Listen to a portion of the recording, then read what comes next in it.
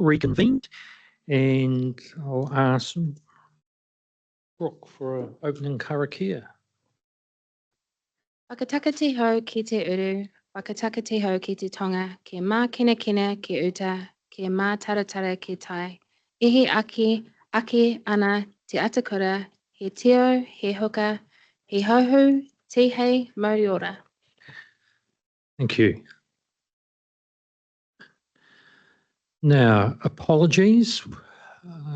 Item 2, we've got Deputy Mayor James Sainsbury from Matamatapiako.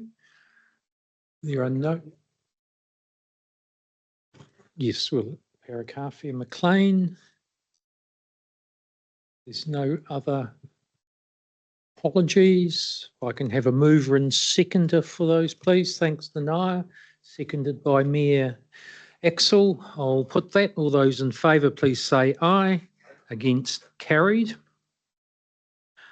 Item 3, the confirmation of the agenda. There's no additional items, but I'm proposing we move the 2 presentations as the first items on the agenda, because we're running late. Okay, it's been moved by Nanaia in terms of confirming and changing the order, seconded by Mayor Mike. I'll put that. All those in favour, please say aye. Against, carried. Are there any disclosures of interest in terms of matters on this afternoon's agenda?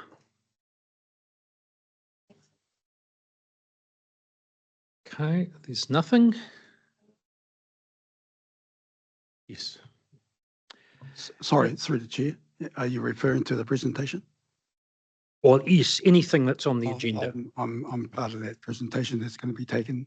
Okay, so we will note that disclosure. Thanks, Nanaia. Okay. In terms of item 5, there are minutes for receipt, because they are from the previous triennium, so we're not confirming them. Yes, so thanks, Liz. Been moved by Liz. I'm happy to second.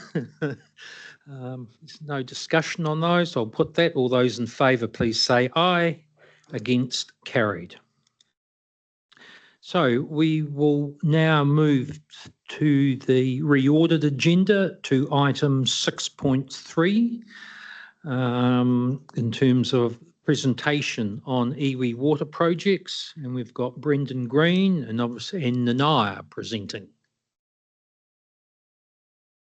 So there's still one more member there. Her name is Te Ata Te Ao, through the chair, who's also a member of the presentation. Okay.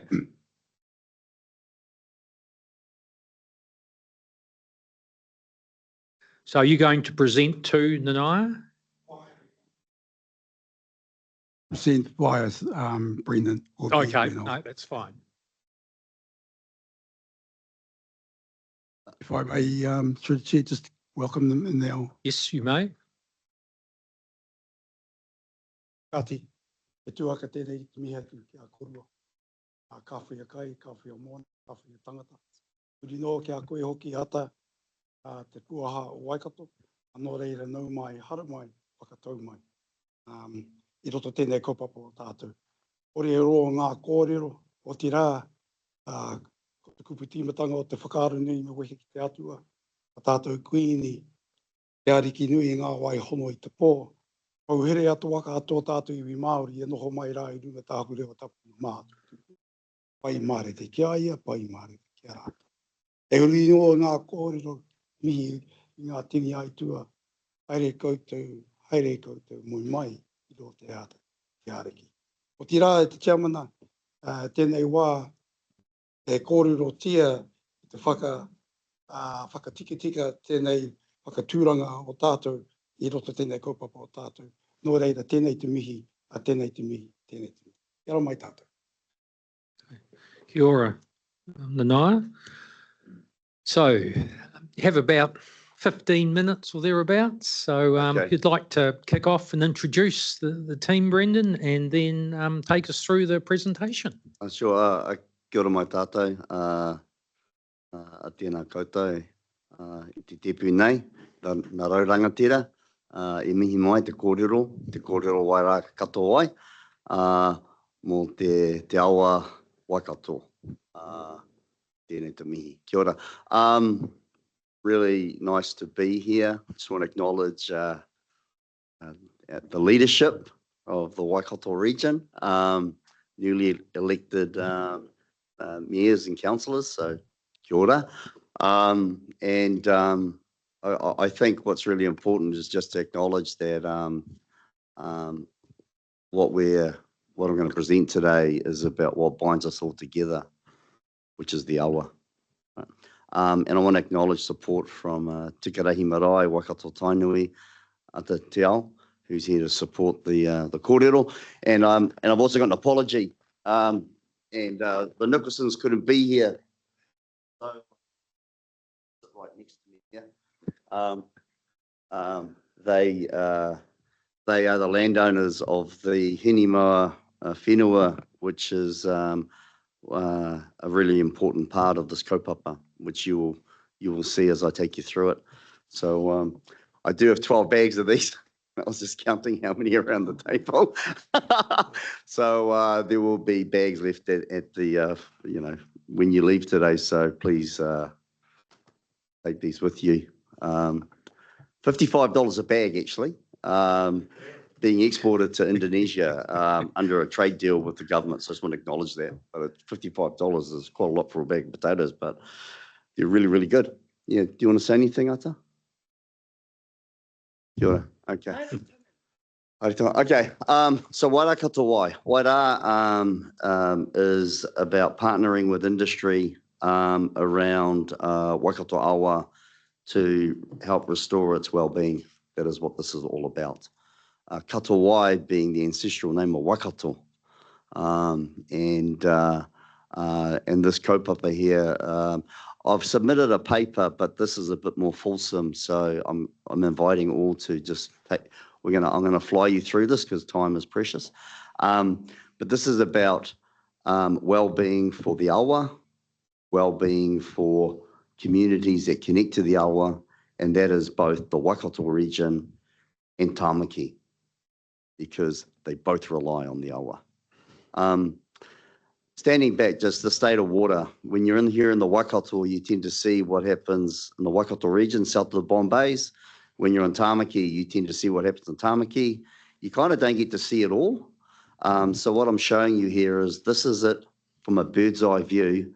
If you look at how the awa connects with both those communities, and in particular, its importance for Auckland. 65% of the water that flows through the pipes of Tāmaki either comes directly from Waikato awa or is part of a diversion. If you took Mangatawhiri and Mangatangi dams, and if you just took down the walls, the water would flow to Waikato awa. So it's really, really quite significant. What this is about is, I spoke to Nanaya over a year ago, and he says, I'm on this group called Future Proof. And I was like, how do you have a future if you don't have water? Right? So it's a real pleasure to be able to convey this to you. So I'll fly through this, but climate change is here. We don't know what the future is going to be, but there's a few contextual things I just want to remind you of. The first piece of context is this image. If you are beneath the harbour bridge, and if you look up, this is what you see. There are pipes that connect the south side of Auckland to the North Shore, serves a population of over 200,000, and that's where a portion of the water from Waikato goes to. The North Shore very much is an island, right? The next piece of context, if I may, is what's happening in the Waikato region. So there is more water that's going to be needed, and every drop of water that comes out of the awa is water that goes back into the awa from wastewater treatment plants. Growth is the only thing that we can rely on, that we know is happening, and that just means more pressure on Waikato awa. Kia ora. The third piece of context is climate change. I think we can all, we'll all have our various views, but if you go and look at the data on rainfall, if you go back 60 years, there is less rainfall coming into the region. Droughts are more prevalent, ecosystems are finding themselves stressed, and there's some information there, like in 2007, 2008, caused $1.5 billion in losses in the dairy sector alone in the region. So the relationship between Te Awa Waikato and the community of Auckland and the community of the Waikato region, they are here forever, right? And a few years ago, when we went through the drought, I happened to be on the board of Wharekia, and I would get calls from iwi really expressing their displeasure in taking more water from the awa. And my response was, you really need to think about solutions. Until we have solutions, it's hard to kind of think of how do we get out of this. So what Wairakato Wai is about solutions. It's about coming up with practical solutions that can be implemented, that can provide a future. So I'm here to talk to you about two solutions. The first solution is a piece of whenua, which happens to be, it sits on the side of the Waikato River. It sits next to a quarry, and it actually is directly across from the pump station at Tuakau. It's quite a unique piece of whenua. When you look at storage, you have to go, location is everything, topography is everything. Where would you put storage? And what storage needs is storage that you can count on. And so over the years, there's been a lot of work going on with the landowners in Hinimoa to really examine this. If you go to the next slide, please. So over the years, Wairakato Wai has come together with local farmers and actually taken a really concerted effort to go, what is the kind of storage that we could actually envisage here? So we commissioned Tonkin and Taylor, and we did some assessments. And what we're estimating is within a 22 hectare designated area for this type of project, there's 2 to 7 million cubic meters of potential storage. If you divide that by 100 days, summer, you get the MLD. So there's potentially 70 MLDs worth of storage here. You would fill it up in winter, and you would gravity feed discharge it in summer. You could use the pump stations that exists adjacent to this land, which is used for the Tuakau treatment plant, and you could have a direct feed to that site. That is the storage scheme. Here are those that are involved. Just a point, Brendan, on that slide that's got confidential, this is a public meeting, so yeah, we're okay. I'm okay with that. That's fine. I'm okay with that. Yeah, we endorse sharing this confidential information. No, that's fine. Yeah. Now the reason why I'm sharing this is we are about to enter into a next phase of work that needs to be undertaken. And what I'm going to show you when we get to the end of this is how this all comes together. So there's some work that has to be done. We're going to do some drilling. We're going to do a whole bunch of activities. And there's the first tranche is actually to do some more drilling on the site. Go to the next slide, please. So imagine this. A future pipeline has got to be installed to take more water out of Waikato awa. That pipeline will go to serve the Auckland community. This is planned in the 10-year business plan for Wharekia. The thinking here is solution-based. If a pipeline was to be put in, that pipeline could be supplied winter water in summer.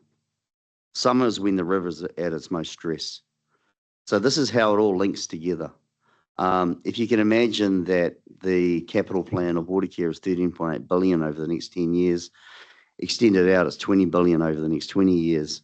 And because there is such this reliance on the awa, this is a solution. The storage can provide for that. The question is, who should pay for it? Should it be the farmers? Should it be the Waikato region? Or should it be the city of 1.7 million people and growing? I'm just going to leave that with you, right? But if you rely on the river and you want it, you want to always be able to take from it, who should really pay for it? And that is a question that I think we all need to be mindful of. And I think we probably think about who should naturally cover that cost. Anyway, if we go to the next one, please.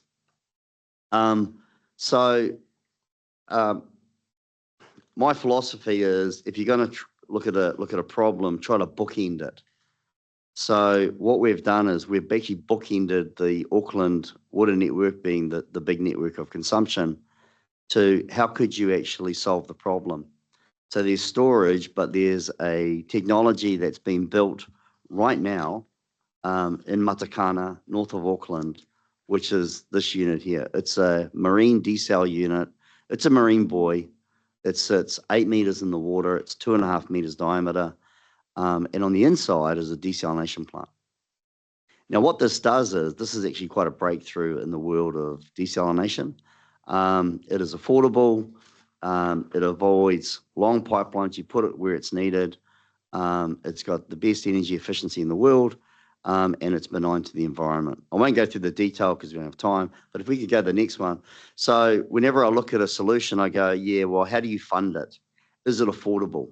Right. So what we've done is we've actually looked at the IGCs of Auckland that are growing to 14,000 per household, which equates to $23 million per MLD. We've actually run these numbers to compare the cost of this against the BAU. And what you can see here is the cost of a seawell solution that would provide water that growth pays for growth is under half the cost of what's been projected by BAU. So this is a cost productivity solution. If I go to the next slide, please.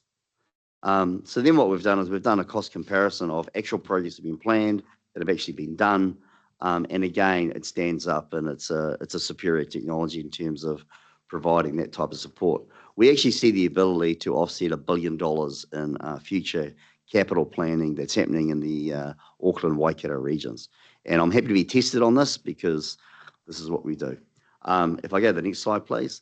So unit's being built. We're actually going to launch it in Wynyard Wharf in the first half of next year. We would be in the water by February, but Sail GP is going to be racing there. So from March, we're actually going to have this operating as a demonstration.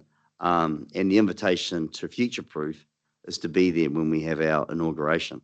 If I go to the next slide, please. So what does this mean? So if you take the take of Waikato Awa, and if you go back to the 1990s consent, and then you put on top of that the 2022 Board of Inquiry, that gets up to 275 million litres per day. Hinimoa storage, seawell offsets that. This is a pathway to halving the take out of the Waikato Awa for Auckland, provides Auckland with cost-effective, sustainable supplies, and that's the ultimate kind of goal, is how do we do this in a way that's sustainable but also affordable. If I go to the next slide, please. How does this align with New Zealand drinking water reforms? Drinkable, sustainable, affordable, tick, tick, tick. Yep. And then what we've done is we've rebalanced the water supply. So what this does is this actually reduces the reliance on Tuako. Auckland starts serving itself, and the Waikato region has a better future in terms of knowing that it's got availability of water. I can tell you this, these farmers here and many farming communities have tried to do water storage. It's really, really hard. It's really, really expensive. And every summer there's anxiety of, will it rain or will it be dry? You know what, a potato is about, 70% moisture? So this is about well-being for all, and this is what Waikato is about. If I go to the next slide, please. Water storage would be designed for 100-year design life, maybe 200 years. This is about an intergenerational solution to a problem that we face every summer. next steps, we're seeking alignment with Future Proof. We want to share this kaupapa with you all. And I extend apologies of the Nicholsons who couldn't be here, but they've extended an invitation in the new year to come and visit their land and see it for yourself. Kia ora. Okay. That's the presentation. Thanks, Brendan. Just before I open it up for questions, Robert, just in terms of comments you may have. So you're probably all sitting here thinking, what's Future Proof's role in all of this? So the Ngā Karakia o Te Waka, our iwi advisory group, have been doing this thinking in the background, and they asked for the opportunity to present this thinking to Future Proof. But in the context of Future Proof and our growth strategy, the thinking here is really, really quite important for us when we think about water as a potential constraint on growth opportunities for the region. And what are we going to do if demand continue as a sub-region, if demand, i.e. population and industry in the sub-region continues to grow, and we see more frequent drought events as a consequence of climate change, and the Waikato River, which isn't fully allocated at the moment, but if its allocation reaches its allocation limits again, how do we keep maintaining growth? So this is a good thought-provoking presentation for us. The water strategy that you heard Karol Pavlovich talk about earlier would be where this kind of thinking would be developed up into a long-term strategy for Future Proof in terms of what do we need to do as a sub-region to ensure we have the water that we need to support our growth, but also how we contribute to giving effect to Te Ture Whaimana. So this kind of thinking would naturally find a home in that strategy when we relaunch it. As we said before, we've got that strategy on hold until the water entities have settled into their space and have joined Future Proof properly, and then we will reinvigorate that piece of work, hopefully. Okay, I'll open it up for questions, comments, members from the table. Me and Mike. Someone's got a comment. Sensibly brilliant. I mean, it makes so much sense, take the resource when it's abundant and store it for when it's not. So I look forward to going on the whenua and actually seeing where this is going to happen. The invite is appreciated. Kia ora. Tēnā kōrua. Mayor Axel. Yeah, good to see you again, Brendan. Good to see familiar faces. In terms of I see the, who you are at the bottom in terms of a list of names. Yeah. I'm trying to understand, what is the driver for this group to promote this project? Overall, of course, it's to provide solutions, but what's the shape, if you like, of the entity that invests these billions, no matter where those billions come from? That's my first question. Yeah, so the drive for this comes out from Te Puaha, right? Well-being of the awa. And all those that are involved in it have got their own connection with this kaupapa. I mean, this is a solution for a really big problem that I think is pretty elegant. It's kind of exciting. It creates a whole bunch of opportunities for investment, technology development. I mean, I look at it and go, we got a lot of challenges going on in the region, and is there a solution out here? And this is one of them. So the Hinimoa water storage scheme, that is a partnership between Wairā, Tikarahi Marae, and the Nicholsons. They're the ones that have just kept going and held the faith, but keep believing in the solution. We've invested in this, and we think that this is the type of project that needs to be invested for the region. And there's a lot of rhetoric out there. What you can see is we don't deal with rhetoric. We deal with the facts, and we are very diligent about what we do. And so we're pleased to be able to provide the solution, but we also are of the mind Waikato Tainui has supported this project. They've actually just renewed their support. And so if the region is looking at trying to support this, there is some funding we need to pull together for the drilling program. And we can shape this as a SPV, however we want to do it. But what I do want to just put forward is this is freedom for water. This is so that the Waikato region will always have water and that Auckland will always have water. Okay. And I think this is a problem that we should really embrace and just try to get on with it and just go, well, let's solve it and look at what the next things are we're going to deal with. Yeah. Yeah, and you're certainly right to say solutions are not easy. Now, talk is easy, but actual solutions are complex. Yeah. And when you see them, when you find them, they should definitely be fully explored. So I support that. Between drinking water and wastewater, those are the key roadblocks right now to to the future that we want. So yeah, I congratulate you and the group on that. Second question, where are you in terms of conversations with Watercare and/or Auckland, because clearly they are also a major benefactor, in terms of a solution like this? So Watercare are operating their BAU, right? And they're really interested to see this unit go in the water, the Seawell one. So they're kind of getting their heads around it. To be honest, I'm like, here is a solution. So we've met with Taumata Arawai. I've got a meeting with the Commerce Commission coming up.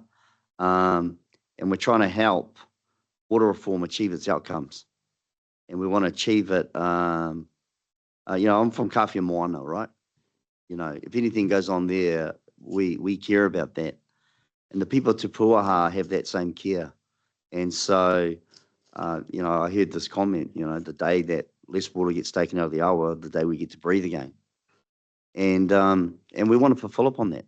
We want to just, give people a sense of hope, but also have something which is economically sensible to do. Yeah. Yeah. The next piece of work we've got to do is drill 5 holes to see how deep the basalt is, because that's going to tell us where it's a $2 million cubic meter storage or 7 million. It's just little steps along the way, and then we'll confirm what the size is. And that's for Watercare to go, well, how big is this scheme? So we'd like to progress that, and if the councils would like to see that progressed and contribute just the way Waikato Tainu is, then that will be welcomed. Maria. O kia ora tina kurua e taku whaia, te ata, pai te kite atu i a koe, wai hoki te huanga no Kawhia Moana, tēnā tāua Brendan. It's always good to hear solutions, because most of the time people come with not solutions. So thank you for your innovative thinking and bringing the presentation today. My pātai, and I'm looking at our Chief Executive Acting of ELY, Kevin Lavery down there behind him, Tim Manuko, because the area that you're talking about is within Mayor Axel's domain in Tuako, and it'll be a part of the CCO with Waikato District Council and Hamilton City Council. What are the implications for ELY? Oh, it's collaboration, and it's helping them with the challenges that they're going to face going forward. So it's working together, right? And serving up a solution that, on the other side of the Bombays, they're not going to go anywhere. And so we're going, well, how do we find a way to come together on a solution that we can all support each other rather than find ourselves in a difficult kind of la-di-da-di, which we don't want. So we've now that ELY is set up, we've reached out and we've making those connections, and the wheels start moving. Yeah, couple. Any other comments or questions around the table? No, there don't appear to be any. So thanks very much. Brendan, in terms of the presentation, Robert's outlined, obviously, in terms of where Future Proof is at and what's going to be happening potentially in terms of the water strategy. And obviously, we're going to hear from ELY in a moment. So, no, really appreciate the presentation and the sharing of the information that you've undertaken today. Great. Kia ora. Thank you. Kia ora. Thank you.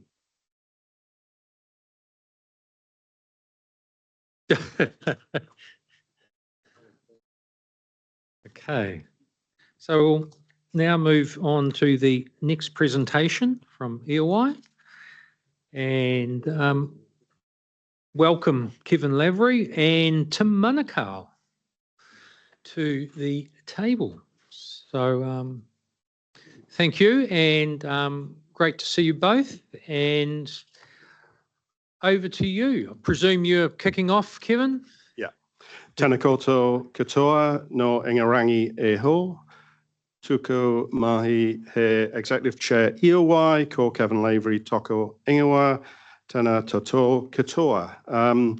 Good afternoon, everyone. I don't intend to go through the slides, if that's okay.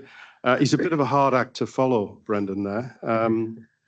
I'm reminded of that expression, beware of Greeks bearing gifts, beware of Kiwis bearing potatoes. So no potatoes today and no slideshow. I just thought I'd give you an update about where we are, if that's okay. But what I took from Brendan's presentation, for what it's worth, is we face a big environmental challenge. There's some real opportunities around smart water management. I like your comments, Petit. And this is about future-proofing, to use a pun. And we're very happy to explore that along with all the other things we need to be doing. I'd like to begin with a short quote. It's a South African proverb. If you want to go fast, go alone. If you want to go far, go together. And that's really what you're trying to do and what we're trying to do in EOI. EOI is a taker, not a giver. Our shareholder council set the direction. Our job is delivery. Future-proof is a big part of that direction. And in that context, our job is to help deliver future-proof faster, better, smarter, and cheaper, to work across the boundaries seamlessly, and to collaborate, and collaborate rather than operate in splendid isolation. I'd like to bring 6 points to your attention, and then we can throw it open to questions, if that's okay. Probably about 2.5 months ago, I went to a Water New Zealand day in Christchurch on local water done well. And I listened to one of my equivalents doing a presentation from the district of Selwyn. It was all about artificial intelligence, transforming, and digital.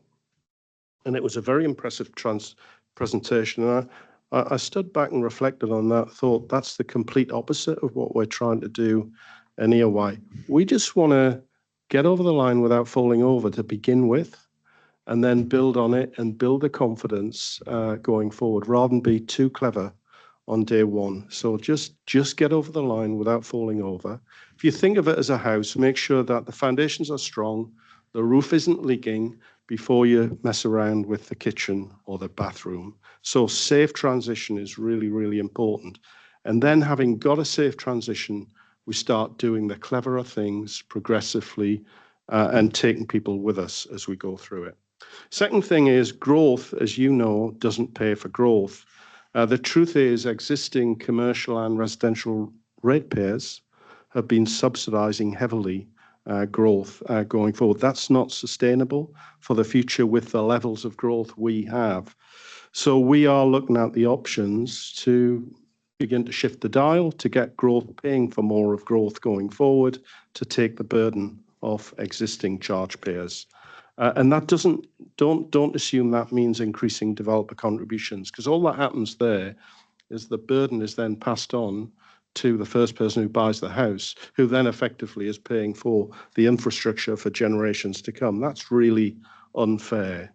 So that's not where we're going. The third point is we need to get our culture right in EOI. I'm not assuming we have a bad culture, but we want to be a yes, we can do culture in terms of growth for this region, and we want to be joined up with our councils at the hip. We might be separating, but we're still part of the same family. And if you're a developer, it shouldn't matter whether the person is from EOI, Hamilton City Council, or Waikato District Council. It really shouldn't matter. Fourth thing is we want to get real and start enhancing our renewals program. Fundamentally, that's what water reform is about. We haven't been renewing our pipes enough, at the right time.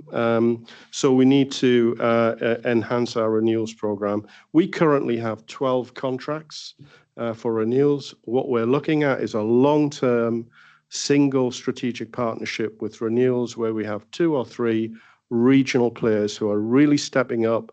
They're hiring apprentices, they're hiring staff to do more for the people of Waikato and Hamilton.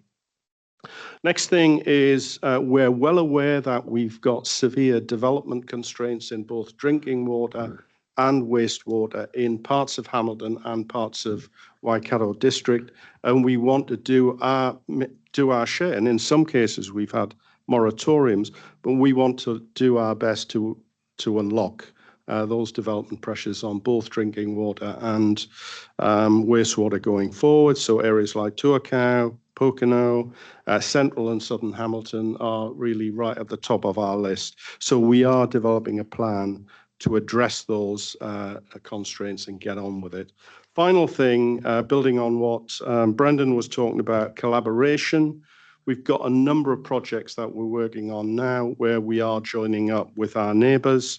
So a new wastewater plant in the treatment plant in the southern part of Hamilton should overcome constraints for southern and central Hamilton, but also help service parts of Waipa and the airport. And we're now actively working with Waikato Waters to look at what the optimal way of delivering that is, irrespective of the boundaries and who does what going forward. So that's a really good example. A second example, which you, the chair, will be aware of, we're also working closely with Taronga City Council and Western Bay of Plenty on procuring a joint digital platform going forward. We all have the same incumbent provider. So we're looking at that and doing it together, and there will be an announcement next week on that because it's going to the respective boards and committees. So I think that's a real live example of doing stuff together. So it's all about, in water, we're an enabler. As I said earlier, we're a taker from the 2 councils in terms of the strategic agenda. And in a sense, it's all about pipes and plants, but at its heart, really, it's about he tangata, he tangata, he tangata, and mana tiaki. So it is really about the place and the people. And I've said enough. I'm happy to answer any questions, Chair. Hope that helps. Okay, thanks, Kieran. Tim, anything you'd like to add? Oh, kia ora, everyone. Just really wanted to just talk in support of Kevin, but also of Wairā Kato, Brendan, and the team in terms of the work they're doing as well. We've met with them a couple of months ago on the presentation to get understanding of what they're proposing, and a meeting with our newly appointed Chief Executive and Brendan will occur in the new year. So we've been trying to engage proactively with our communities, also with our mana whenua and tangata whenua as well. We met with a number of our marae at Wāhi Pā, organised by the Waikato District Council team, which I thought was quite successful. Axel, Toi Tū Marae, we met with Ngā Karu, Te Atua Waka, just give them update with what we've been up to, and also we've recently met with the Waikato Tainui Tile Forum as well. So we're trying to be active in terms of engaging with our tangata whenua moving forward. So that's all I wanted to pass. Just before I open it up for questions, just like to make a couple of comments. There are places, or a place, for each of the waters CCOs around this governance table when they're ready to take those up. And also there are places around the Chief Executives Advisory Group table for the respective Chief Executives from both of those waters CCOs. So that's really part of ensuring the connection in terms of the future-proof arrangements and in terms of the waters CCOs going forward. And then secondly, at our February meeting, Waikato Waters will be presenting to FPIC also. So on that note, I'll open it up for any comments or questions from members. Eugene, were you looking at? Yeah, look, thanks, Kevin and Tim. I don't have a question. I just drew in your comments there, Kevin. It's heartening to see the collaboration and the relationships you're building, like with Waikato Waters, Tauranga, Western Bay of Plenty, because even just around the digital platforms that you're thinking of using, because cost a lot of dollars, and the future could be that you're all in the same tent, and so having that alignment now at the early stage will save our ratepayers immensely moving forward. So it's just really good to see that early collaboration and not working so much in silos. So just really wanted to say that. Okay. Probably have a bit more to say later on today. Anything else? Mike? Just to support that too, that sort of cross-border approach. I mean, when people drive, walk, cycle, or whatever from one place to another, they don't care about boundaries. It's only entities like councils and TAs, etc., that do. So that wastewater treatment plant, Southern Wastewater Treatment Plant, is a great example of that, where there is going to have to be a lot of heavy lifting, a lot of mahi, and some negotiations of how that is going to work across a couple of water networks. So yeah, it's just great to hear the positivity from you both. So yeah, tēnā kōrua. Mayor Axel. Yeah, thank you. I just wanted to acknowledge, Kevin, the tension there is even within the shorter list of key priorities coming up, and totally support the, shall we say, the not lack of ambition, but care in standing up well first, which could be mistaken for a lack of ambition. I know it isn't, because it's already an audacious thing to do. But there is tension because business as usual doesn't allow us to stand still in the face of growth in particular, and the constraints that you identified as one of the latter points. So we'll talk more about that in the shareholders forum later on today, but I just wanted to say it in what is a public forum. That is a key matter of concern for us. There's real pain in those constraints, as I'm sure there are for the city. So we'll pick up the discussions about how that plays out versus the making sure the whole thing doesn't fall over in the process of moving at the pace of growth. Thank you. Any other comments or questions? You don't, Robert, you okay?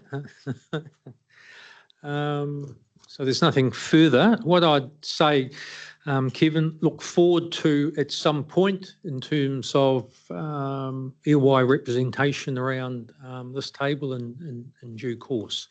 And in picking up on that collaboration theme that you've outlined, that's also fundamental in terms of the operation of Future Proof going back to when it was established in 2009. So we're certainly on the same page in terms of that general direction.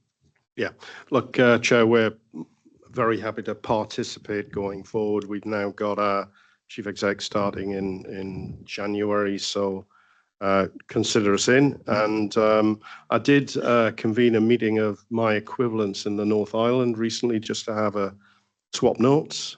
I didn't intend it as a therapeutic session, but it was. Some other water entities have got some real political challenges. They've got some real big curves to overcome in terms of July next year, 2027, never mind 2026. And I think we're pretty well set up, with two well-aligned councils. We sure, as Mayor Axel have said, we've got a lot of pressures on us. I think the future-proof areas, it's nearly 100,000 population that we're trying to provide services for over a short space of time. So that's more than the population growth we'll be dealing with in the next 10 years. So we've got some big challenges, get that, and let's get them all above line and work them through. but we won't be able to do everything either. So it's trying to strike the right balance. But excited to be part of this. I think we've got some big challenges, and it's very exciting. It's not for the faint-hearted, but we're up for it. Okay. Thanks very much. Okay. I'll move to the recommendation before you, and that's to receive both presentations that we've had this morning. Been moved by Eugene, seconded by Mayor Tim. There's nothing further on that. I'll put that. All those in favour, please say aye. Against, carried. Now, we will revert to agenda item 6.1, and that's the Future Proof Implementation Committee governance. And I just wanted to make some comments in this particular space. Felt it was just but the report's really just to give a snapshot in terms of the makeup and the approach of Future Proof. I suppose in terms of the committee itself, I'm always keen to create that environment around this table, and whether it's in the formal meeting or in a workshop, of having some good, respectful conversations. So on that line, I don't slavishly follow standing orders and the meeting rules and that, because it's important, given it is a joint committee composed of 5 local governments, together with Crown and iwi, to actually have that time to work through particular issues that the committee has before it each meeting. So that informality, and that's why I tend to use Christian names, but in terms of also respect for mayors and chairs, I will talk about, for example, Mayor Mike or etc. But that, in my view, also just has an even playing field around, because not everyone around the table is an elected member. Really keen in terms of on the issues that we have before us over the next triennium, and this was the approach in the last triennium and previously, achieving that consensus and alignment on the various matters. However, sometimes that's, depending on the issues, not always possible at that point in time.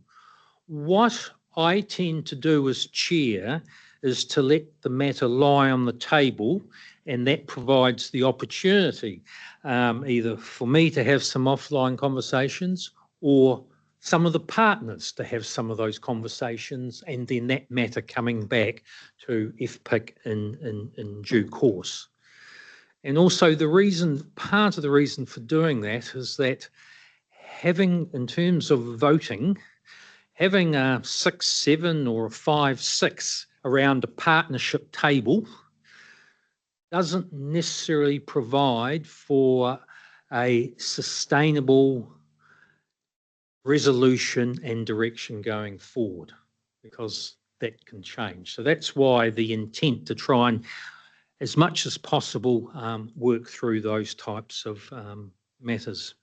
And more so than ever, we are in this dynamic operating environment, and probably even my experience in the last 40 plus years, I don't know whether we've faced so much change in such a compressed time frame.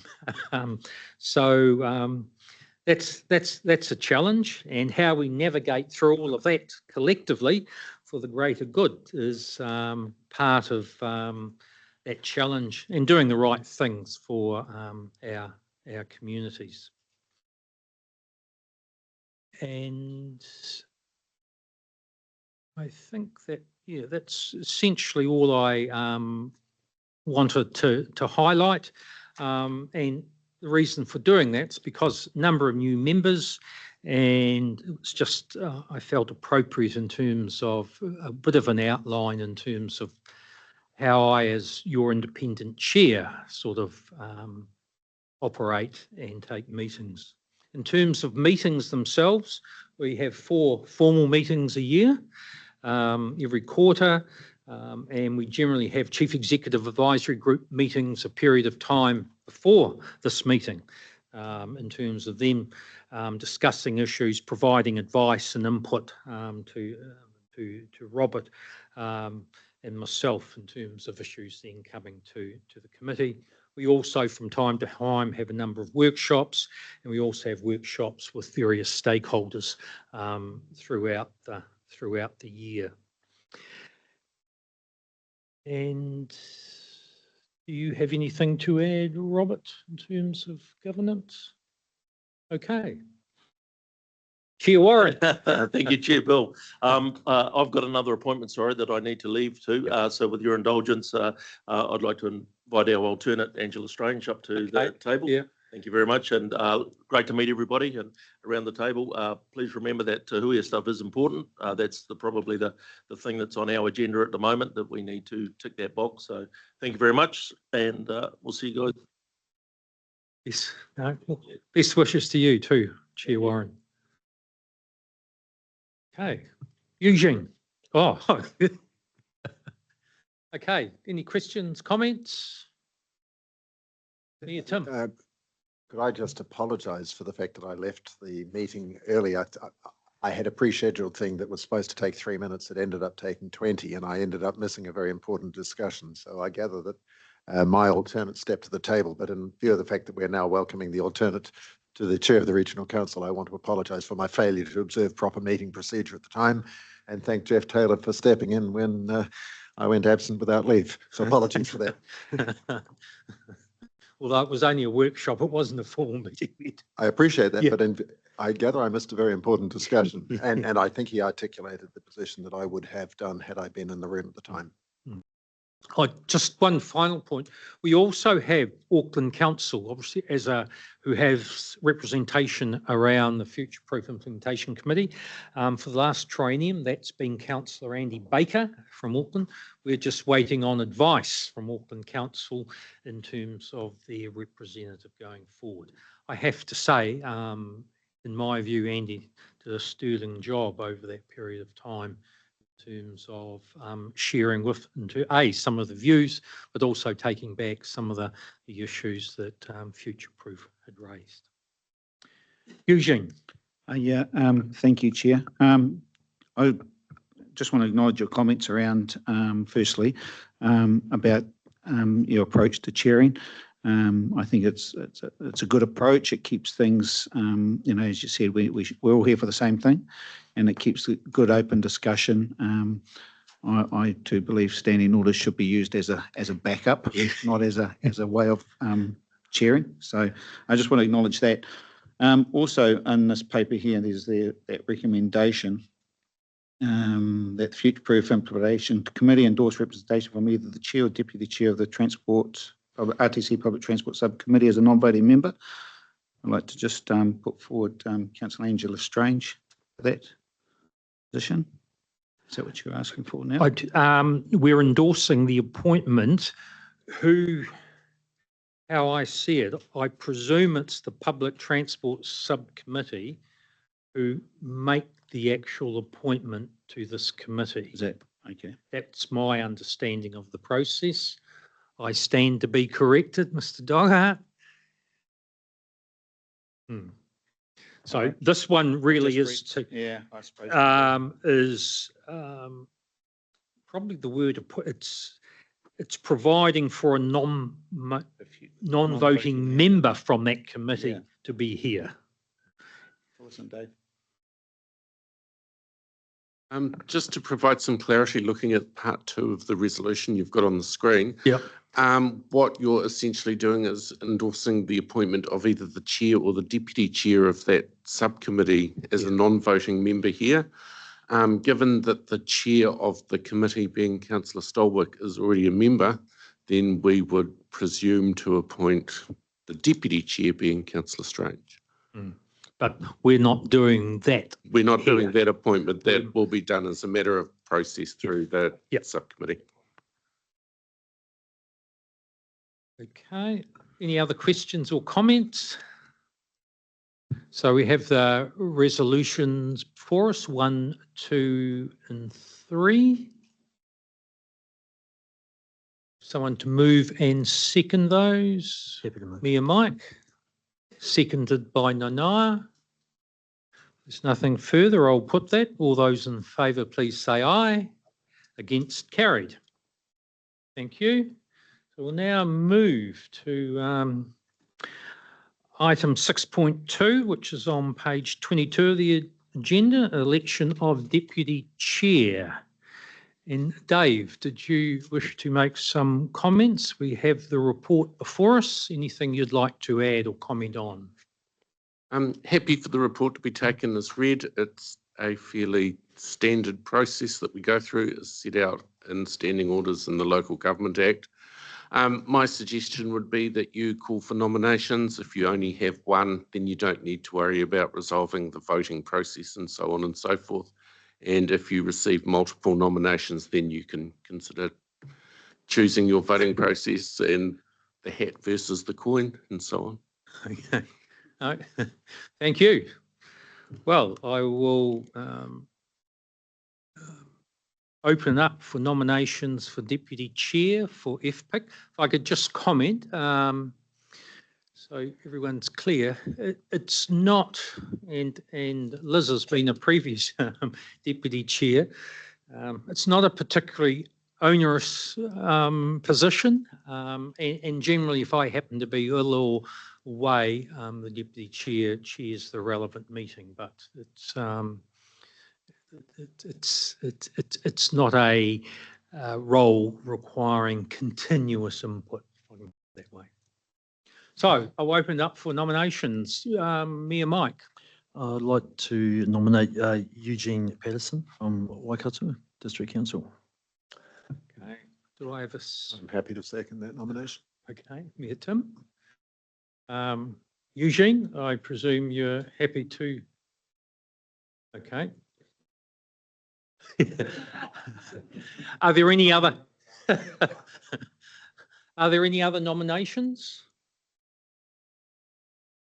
On that basis, there are not, and we put. So we'll need to just to formalise that. So we can scroll down because we're not doing the voting. Because we only had one nomination. So we receive the report and we go to 4 and insert Eugene's name. Deputy Chair of the committee.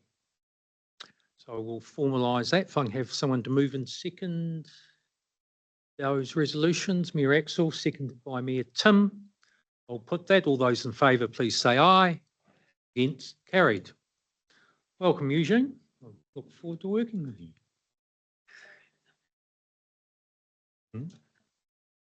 Yep, it's Mayor Axel. Mayor Tim. Okay, we'll move on to item 6.5, page 38, the Roberts report. Anything to add or comment on, Robert?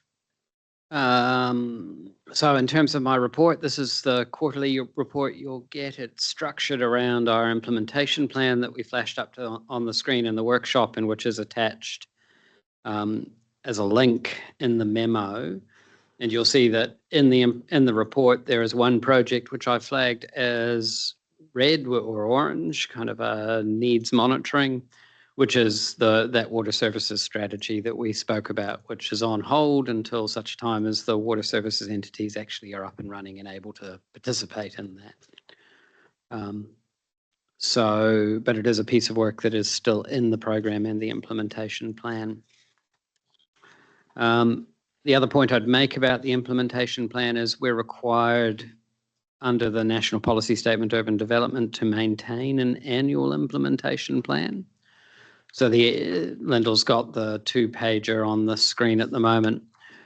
So we have an annual implementation plan, but we have to prioritize our work program within it because there's more activities there than we can resource with the people that we have available from your organisation. So that's a job of the chief executives to prioritise resources internally. But also this committee in the new year will be giving you a chance to think about what your priorities might be, and that will cause us to go back and revisit the implementation plan. So you've got a resolution that invites you to endorse the implementation plan as the basis for us to continue to do our work in the meantime. But we'll come back in the new year, probably through a prioritisation workshop process with you, and then a subsequent paper to see if there's any need to revisit those priorities and reprioritise what we do, particularly given that we've got this kind of volatile reforming environment going on, which may cause you to change where you want me and your team to prioritise our efforts. I'll open it up. Questions, comments? Appear to be any. So we'll move to the recommendation. Sorry, Mayor Axel. Just getting guidance. Robert, for the areas where you've got in the transitional moves, where there's no statement around key next activity and timeline, what does that, what do I read into that? What do you read into that means we're not working on it at the moment because we've not prioritised that activity. There's nothing to bring back to you. Right. So what level of transformation are we hoping for things that we're not working on? Transformative transformation. We're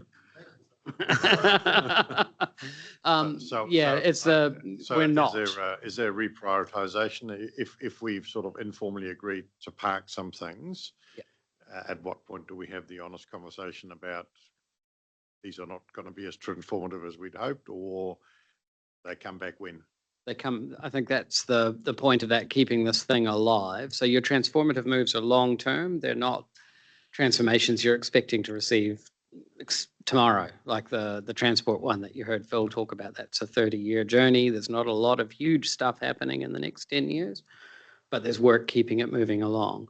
So that's one part of it, is the transformative moves keep alive, but of course we can't work on all of them at the same time because you haven't given me unlimited resources.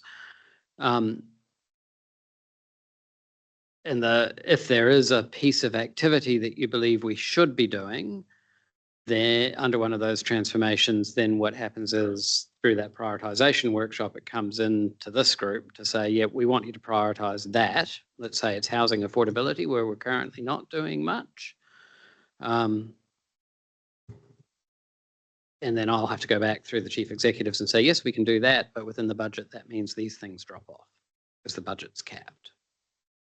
And so just to follow up, when does that come to us, that prioritisation workshop? Or I haven't programmed it yet, but I'm hoping it would be one of your first ones in the new year. Right. Thank you. Any other comment? Oh. Yeah, I should have highlighted, actually, now that I mentioned housing affordabilities, I should have highlighted that there is a piece of work that we've collaborated with the Waikato Wellbeings team on, and Waikato Housing Initiative, looking at what might some of those actions that we could take to be transformative around housing affordability and bring that back to this group. So that will be a paper in the new year. And I'm expecting that will prompt a conversation about whether or not there are things on that list that we should be doing instead of other things that are on my list. Liz. Yeah, look, Robert, just a query, I guess, around the new planning legislation and I guess how that might work in with aligning with the future-proof projects that are currently on there. So does that require kind of a bit of an update sometime in the new year? I mean, what's your thinking around how we're going to keep up to speed with that? Great question. So yes, we'll have to keep a track of it and tracking it in the new year, and also tracking that whole conversation of where you land in terms of your regional reorganisation plan as well, in terms of what is Future Proof's role and place in the future governance of the region? That's something else we've got to work through. The way I see the implementation plan is nothing we're doing in that implementation plan work should interfere with the requirements of the region to implement the next spatial plan, and in fact, it should support it. So that's why we've chosen to prioritise those two spatial studies as where we put our effort, because we can see that those are gaps in our understanding of how the region's going to grow and evolve that need to be answered before a spatial plan is prepared. Does that help? Nothing further. Move to the recommendations. One, to receive the report and retrospective. Happy to move. Sorry, Liz. And also endorse the current implementation plan. So that's been moved by Liz. Do I have a seconder for that? Thanks, Nanaya. There's nothing further. I'll put that. All those in favour, please say aye. Against, carried. So we'll now move to item 6.6, retirement living study. Robert, so introduce this. As Paul Bowman is fighting his way to the table. No. So this piece of work arises out of our last future development strategy hearings process.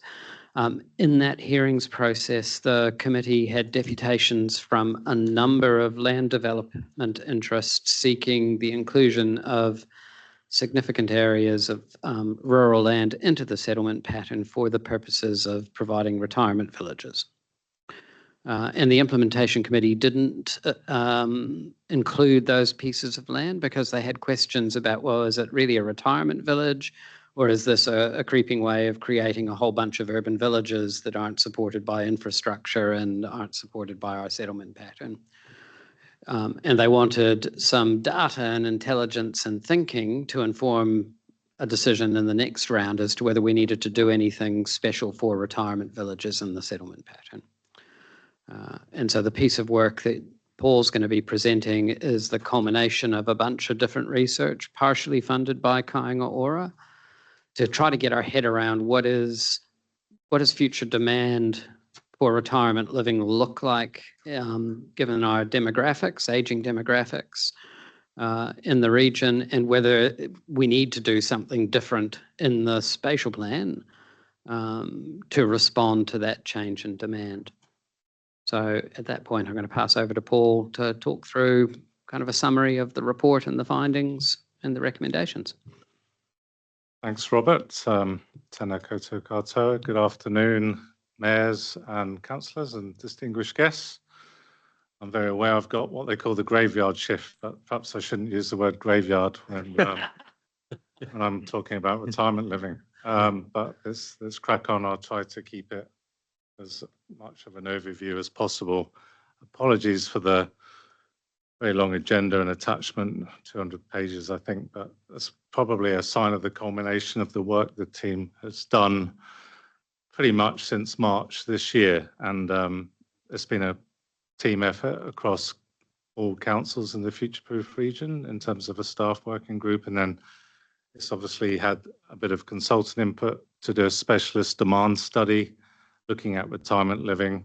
And we've also, as Robert said, had some help from members around the table here, Kāinga Ora, with a retirement resident and industry survey that they helped draft the brief for and fund. So it's been a bit of a team effort.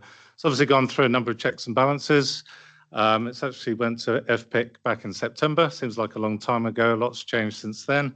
But I'm very aware there's a few new faces around the table. So I'll try and not relitigate things I presented then, but I'll try and keep it short and sweet. But in terms of the study, just as Robert said, the genesis was largely through the number of applications the Future Proof Development Strategy was seeing and had through submissions in 2024, predominantly for retirement villages. These are not insignificant applications. A lot of them have come through fast track proposals in the last 18 months.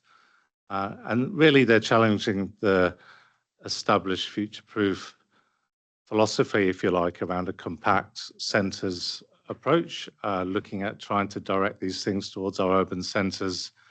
And many of them are on highly productive land or peri-urban locations, which, as Robert hinted, isn't necessarily ideal from a sustainable land use perspective. But they're obviously being put in for a reason. And I think the cover report and the executive summary really gives you a highlight of why we're seeing a lot of retirement villages in the region. And there is demand for them. I mean, there's many statistics out there, and a lot of them have been done by other reports like the WSP Helen Clark Foundation. They basically, the upshot is we're all getting older, and it's not really going to stop. People are living longer, and we're running out of housing stock for that latter age sector of our population. And I think in paragraph 17 of the cover report, there's quite a shocking statistic that right now 70% of the population are over 65, but by 2078, it's still a long time away, but that goes up to a third of the population will be over 65 years of age. And I think what we're seeing in the retirement village demand at the minute is there's a bit of a wave, and we're certainly going to continue to see that retirement living demand and retirement village trend probably for the next 5 to 10 years. The question is, will it last? And I guess the clue's in the name future-proof. We're trying to make sure that we don't just consent all these things, or at least give submissions on fast-track proposals that are the here and now. It's looking at what happens to retirement villages in the future when that demand bubble bursts, and potentially when the home ownership equity that you need to enter into many of these retirement village models isn't there anymore, because the current model is very much set on a license to occupy approach. So if you want to go into a retirement village, you buy into it, and then you stay for on average 5 to 7 years, and then you try to leave. You can check in, but you can't check out. But I think there's been a lot of news lately around the Retirement Village Association reports and how people then exit and go into future assisted care at later stages of life. And I'll get to that bit in a minute. I also just wanted to make it clear that the scope of this report was predominantly looking at retirement villages. And that's quite important, because I think we gloss over the fact that this is a bigger structural issue in the region. And it comes to some of the issues that have already been mentioned today around affordability. And affordability is not just in your 20s, it's affordability in your 50s, 60s, and 70s. So some of the recommendations hint at future work, because we've been quite open that this is largely targeted on retirement villages. So quickly, what did we do? We had effectively 5 strands to the work. We looked at what the current policy settings are. Of course, they've all changed now, they're out the window, but we looked at what the current settings were. We did a literature review. We also then commissioned through Kaingoro, very ably assisted us in this, to look at a resident survey and then also an industry operator survey. So we're not just getting a one-sided view of what's currently going on out there in the market. We did a retirement demand study that looked at Stats NZ high projections, and then they looked at what we call penetration rates, and I'll quickly say what that is.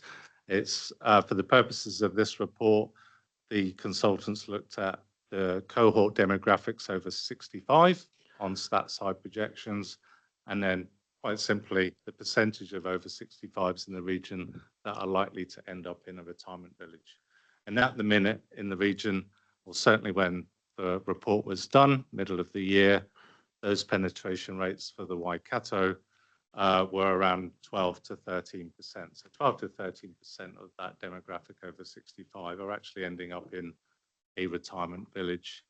That's still trending. I think that's the right word to use, but there's been reports recently by the likes of JAL, so not done by us, but they're still saying that they're on the upward trajectory. So people are still going into retirement villages and will be for the foreseeable. And certainly for the Waikato, that penetration rate's looking to go upwards to 20% based on that JLL report that I read just the other week. But so then once we had the demand study, we did the surveys, we brought it all together and looked at what the assessments are telling us, and is there a justifiable reason here to perhaps grant exemptions to retirement villages going out of centre or in those rural locations in the future-proof strategy? And I just want to also be clear that retirement villages, and this might get cleared up with the latest reform, there's a wide variety of definitions when we say retirement village. So a retirement village in Waipa might be different in a district plan to a retirement village in Hamilton to, you get the point, South Waikato and what have you. So obviously with the proposed to have more standardized definitions and standardized zoning in the new world we'll be in next year, there might be more consistency so we're on the same page when we say retirement village. Also, one of the things we noticed was most of the applications that have been approved in the last 18 months were all non-complying activities, ironically. And just on Tuesday, the government's choosing to, I think, get rid of non-complying activities. So we'll probably move into a more permissive environment for retirement villages. So we're unlikely to go the other way. So retirement villages are going to stay. And I suspect the planning pathway will still be relatively permissive in district plans.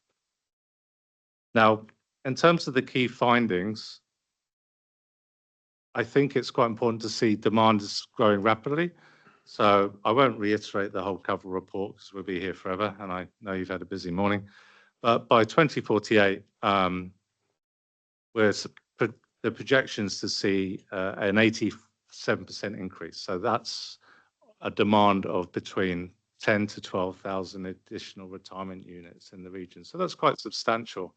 I think the JAL report said nationally it's around 25 to 30,000 units by 2048 over the same period. So, you know, you're looking at a third of that national projection in the region here. Supply is currently uneven. So Hamilton and Waipa are looking quite good until 2048 on those demand projections, but it's uneven, and Matamata Piako and Waikato District are probably looking at a bit of a shortfall. So on aggregate, when I say aggregate for the future-proof area, we're looking good until 2028 to meet demand, which isn't far off. And then around mid-2030s under the low demand scenario. So when I say low demand, that's looking at, and this is in the attached very long report, but when the consultants say low demand scenario, they basically mean stats low projections and a low assumed penetration rate for retirement villages. So penetration rate still tracking at around 8 to 10%, not going 25% of over 65-year-olds are seeking retirement villages. Land requirements are quite substantial. So the consultants report looked at a stock take of our existing supply in the region. So they basically looked at the future-proof region and where all the current consented, existing developed retirement villages are located. They looked at the typologies, so whether they're apartments, villas, standalone, and they looked at whether they're a makeup of solely villas or that assisted care typology. So they did a stock take of what we've got now. They then looked at the projections that, based on what I've just said, the stats projections, assumed a 1.25 persons per household, and then that's how they got there. Do we have enough supply right now? And the answer is, to 2028, as a region we do, it's uneven. Some people prefer Waikato District and Hamilton. There seems to be more of a draw there, maybe because it's closer to the city and there's better services, better connections. Matamata Piako, the demand isn't as high there, but supply is also not as good in that district right now. The land take's quite interesting. So what we've seen in the past is retirement villages have quite a small land area. So if you think of Hamilton City, Rotatuna Village, when that concept plan was done in 15, 18 years ago, I think I remember doing a bit of work in it. There was a concept plan that looked at where these high density developments and typologies could go, but they were close to the urban environment. And they were around 4 to 5 to 8 hectares of land area.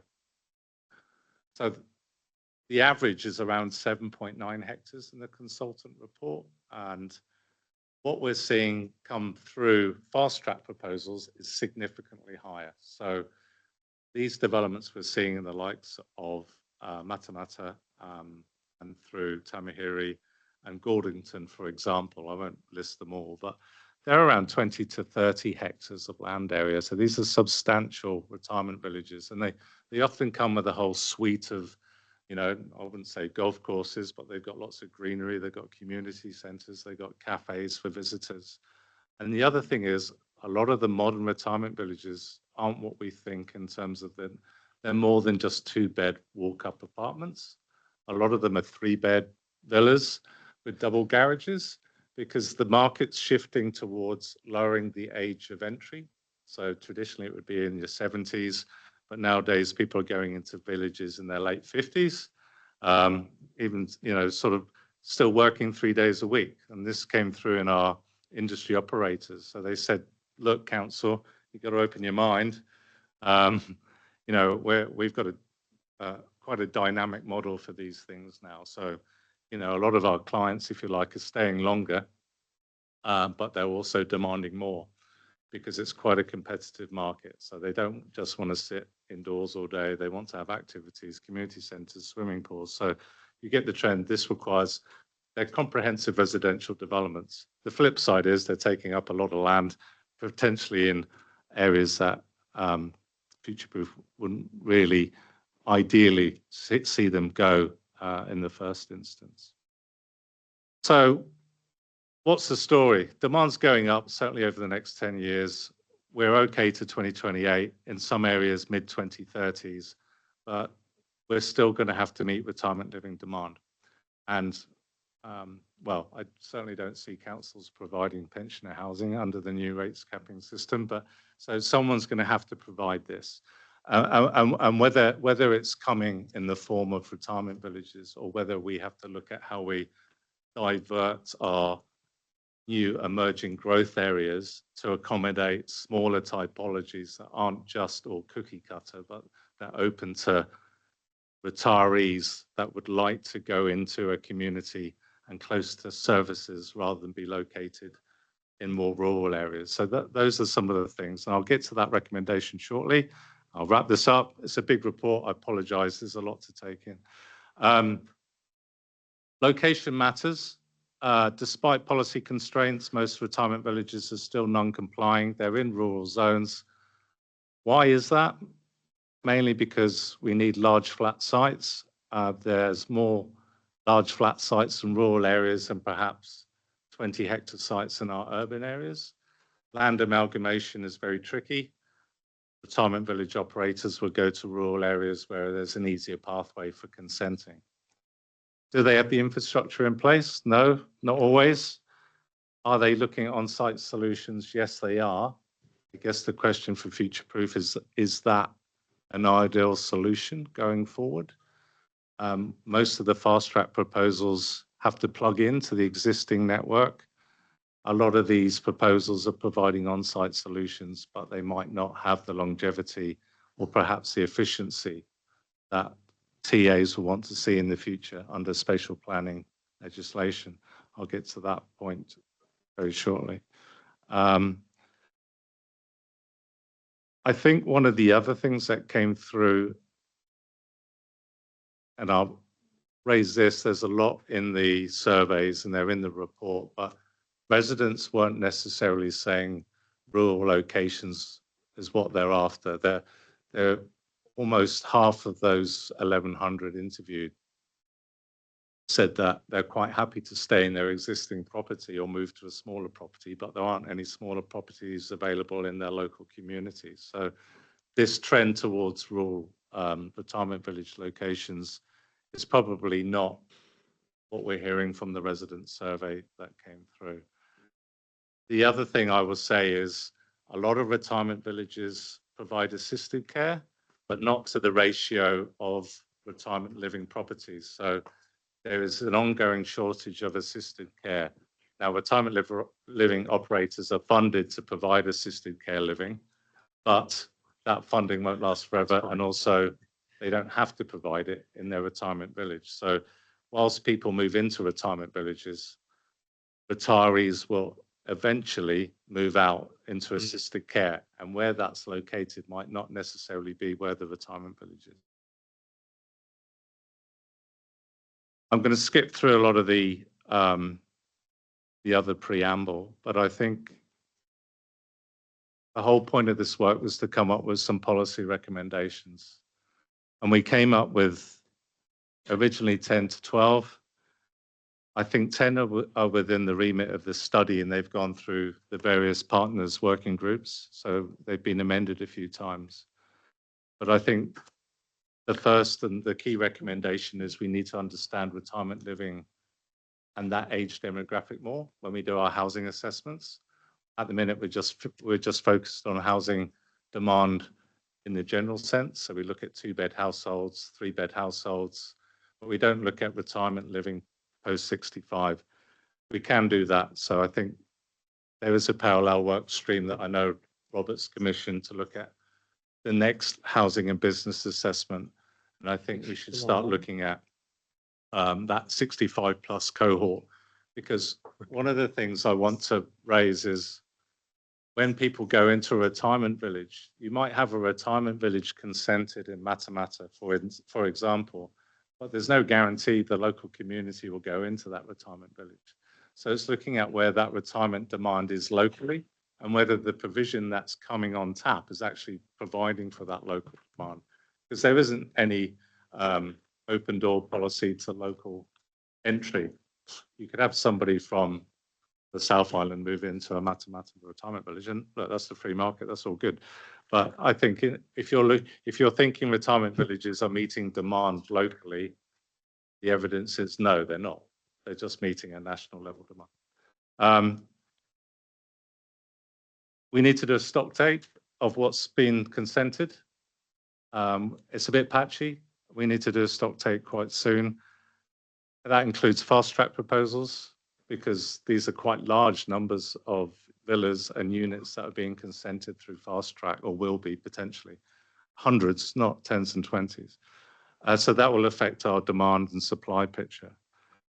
And I think going back to the spatial planning, and this comes to what's coming. So a lot of this report has got an eye to the future, but I think it would be key in infrastructure planning and future regional plans to try and persuade certainly your large retirement village operators to co-locate the health infrastructure, or certainly to make sure that they are aware of the infrastructure, Three Waters especially, that's needed to service these. I'm afraid I'm going to have to cut you off, Paul. Sorry. Have we got a quorum? Yes. Well, except there's more people moving. All going. Okay. Yeah. Now we've got 1, 2, 3, 4, 5, 6, 7 with Mike online. We have a quorum, but no one else leaves. Yep. Yeah. Yes. Just. Apologies, Paul. That's okay. All good. Thought this might happen.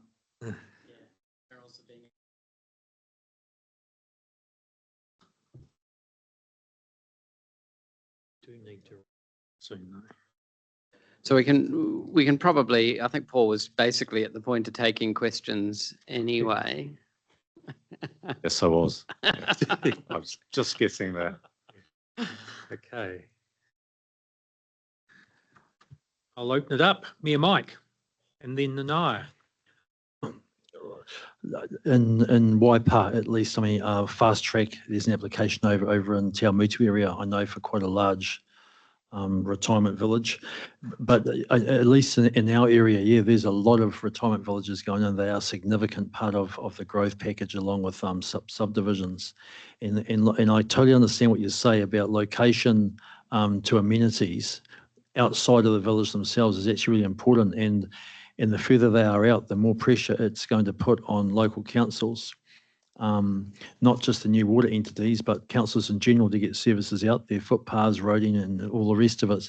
And with the rates cap that you've alluded to, it is something that these villages are going to have to be cognizant of moving forward. Yeah, it's actually a really good point. Thank you. Anaya? Yeah, tēnā koe through the chair. I'm just want to, in regards to whaikaha, the projection design for non-able people as well. Yeah, I think that's a really good point. And in terms of one of the challenges with retirement villages, as I said, is how future-proof they are for 10, 30 years' time. Because once they're built, we're kind of stuck with them. And a lot of reports, in fact, that I think some of the recommendations from that separate report done by the Helen Clark Foundation says that we need to look at universal design, especially for retirement villages, more than anything, because they need to have that ability. And some of the industry operators we spoke to do have an eye to this, that if we don't have the same demographic going into retirement villages in the future, do these then become freehold standalone units? So they open on the open market, which they're not at the minute. And what is that kind of longevity of those typologies that are going in there? So one of the recommendations is to look at that age in place. That's recommendation number 7. So yeah, there's a lot of things you can do around urban design and universal design guidance. Okay, if there's nothing further, we will move to, well, first of all, thanks, Paul, and thanks for your work in this space over a period of time. Team effort. We'll move to, on page 45 of our agenda, is the recommendations on the screen to receive the report, to endorse it as a key input to future updates to the future development strategy, or whatever its replacement is through the resource management reform process. And also we're directing Robert to incorporate the findings into the next annual implementation plan, which, as we heard earlier today, it's a non-statutory plan and required to be reviewed on an annual basis. Thanks, Mayor Mike. It's been moved, seconded by Angela. If there's no further questions, I'll put those recommendations. All those in favour, please say aye. Against, carried. Well, you will be pleased we've come to the final item on the agenda, and that's item 6.6, and it's my independent chair report. And for those who are new to the committee, I do one of these for every meeting in terms of some of the activities that I've been up to as independent chair in the previous 3 months. I'd just like 2 or 3 comments in terms of some of my engagements with people and discussions.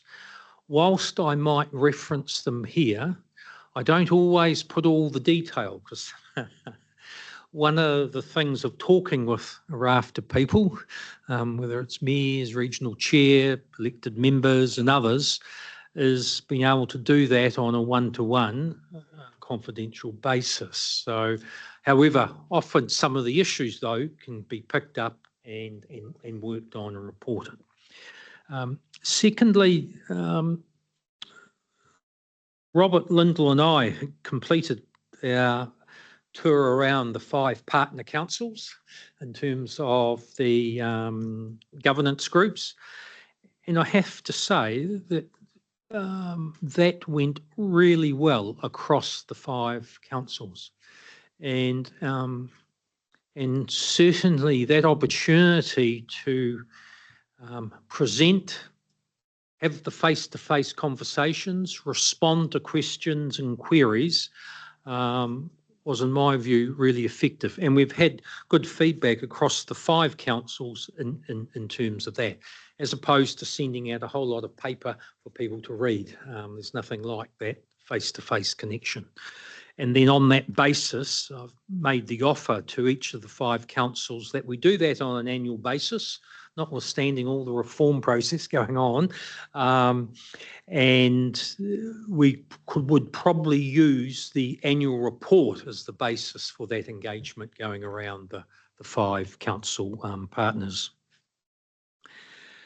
So that's all I wanted to add. Happy to take any questions in terms of that report. And Andrew. Just noting the couple of meetings we've had in the last year with smart growth. And I know we haven't discussed it today, but whether you think there's a value in continuing those, because I saw value in them myself. Yes, so for members, we had 2 meetings between Future Proof and Smart Growth Partnership in the Western Bay of Plenty. They were not full meetings of the full committee. They generally were the mayors and chairs from each of the partnerships, together with our government colleagues. And picking up Andrew's point, I think that the discussions were of considerable value, and certainly at the last one we had, there was a clear focus on the Hamilton to Tauranga corridor work. So I see next year another one of those occurring where that corridor work is finished and there's discussion and reporting on that. The other value of that connection between the 2 partnerships was that the smart growth, as previously noted in some of the reporting, has also contributed both in resources and funding for that corridor work. And then NZTA, Andrew, undertaking a study in that same corridor, which also includes rail. Any other? Angela? Yeah, thank you, Chair. Yeah, I just wanted to say that there was real value in you visiting our council last week. Yeah, there was, it's really important that we take all elected members along the journey as well. And wherever the reorganisation of local government goes, you know, this sub-region is really important for all members to understand the strategic intent of where we want to go, and also to build relationships between the partner councils as well. So yeah, thank you to you, Robert and Lyndall, for doing the tour, and I think it's a really useful to do that every year as well, as you propose. So yeah, thank you for that. No, thank you. Are you happy to move receipt of the report? Have a second. No, there's nothing further.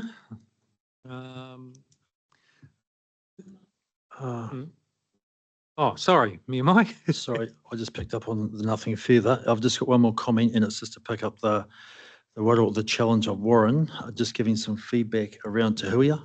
Is it appropriate I just want to reiterate? Yes, yeah, that's fine. Because we've got Councillor Strange, Councillor Stolwick here, and any others that are listening, but if this can get back to Warren, because you've obviously got an impending decision to make.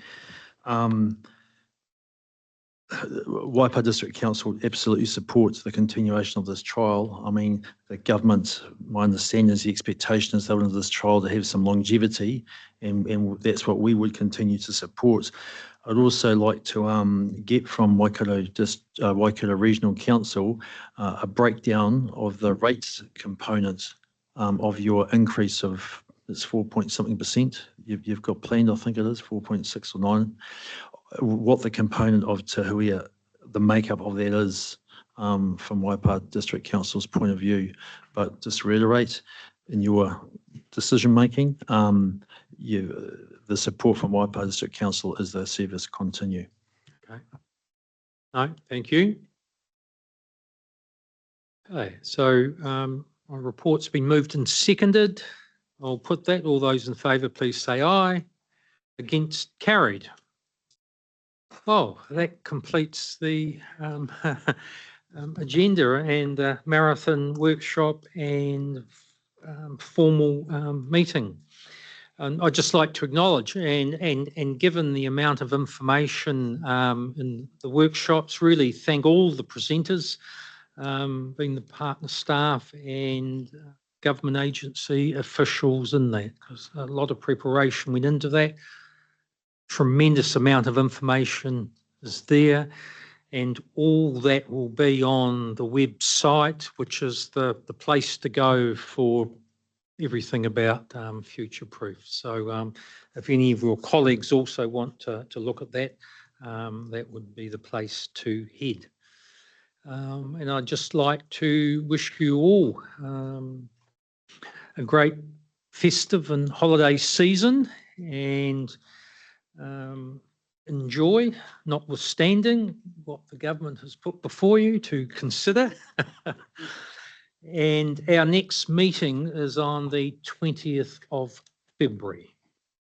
So, and there'll be a number of things that Robert's alluded to that'll be on that agenda.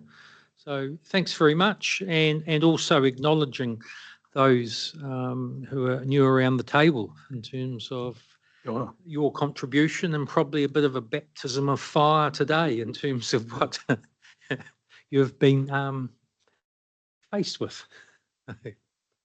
Nanaia. Yeah, thank you, Mr. Chair. Before the closing, I've been asked just to remind the people that the bags of potatoes, first and first serve, are out in the front reception. So please take advantage of that. Export potatoes don't come easy, so I'll leave that in your hands, capable hands. Okay, thanks. No. Brooke. Closing Karakia. Unahia mai ke uru tapanui, ke wātea, ke mama, te nākau, te tinana, te hinenaro, I te ara, takatū, koia rā I runga, e whakaria ake, ke runga, ke tina, haumie hui, taiki. Thank you. Now there is lunch in the councillors' lounge, so that invitation is also extended to staff and officials to join us there.